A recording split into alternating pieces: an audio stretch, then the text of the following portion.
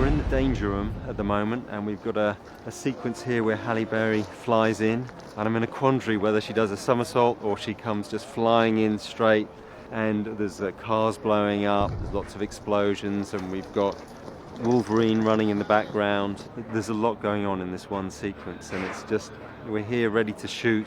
It's 3 o'clock in the morning, and I've probably got only one take at it, and I just want to make it different. And I'm in this quandary, somersault or no somersault.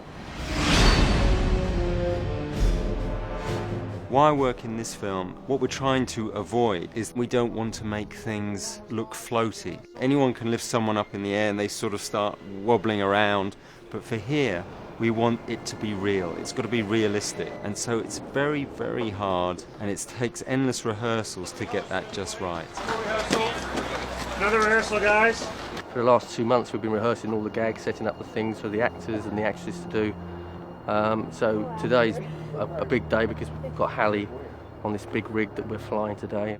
She's worn a cape for 3 movies now, and finally this movie she gets to fly and be really a part of, you know, sort of the action and the fighting and sort of the combat scenes, which I've always wanted to do as well, because in the comic book she does.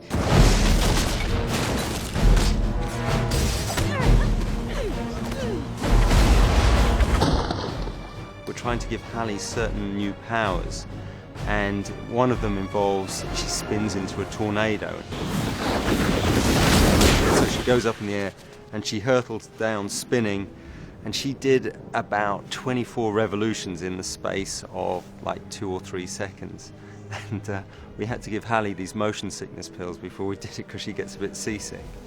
But it involved a lot of rehearsal, a lot of rehearsal.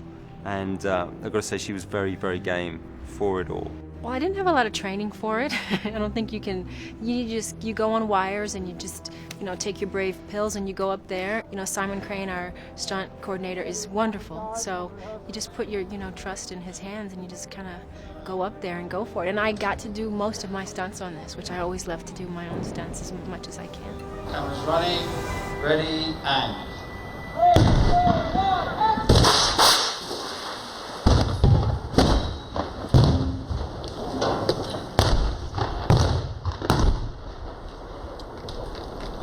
and cut it.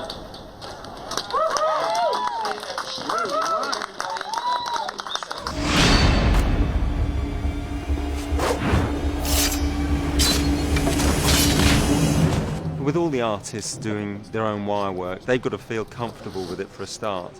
And we're so lucky with Hugh and Halle. One, they're both agile, athletic types, but they trust me. So they've seen the rehearsals that we've done, and we start slowly with them. But it's so easy. Like Hugh, he was doing a back somersault 40 feet in the air off a tree, and he just looked born natural. You good here? Yep. Okay, ready? And 3, 2, 1,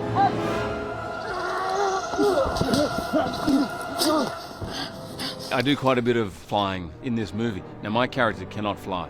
And one of the great things about X-Men 3 is unlike movies like Crouching Tiger, where everyone seems to be able to just sort of fly and walk up walls, etc., unless that's your particular power, you can't do it. So Wolverine is definitely earthbound.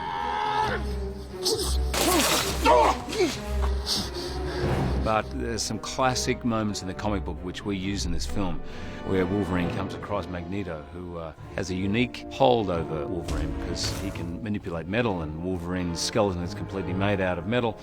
So he stops him and he flings him through the forest at a great rate of knots, and it's not CG.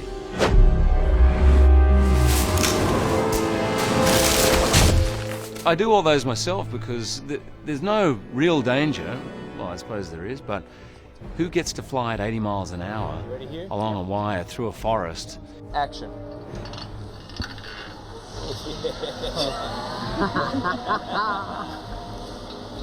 I had to do quite a bit of flying in this, and I love it. Really, you just have to go along for the ride.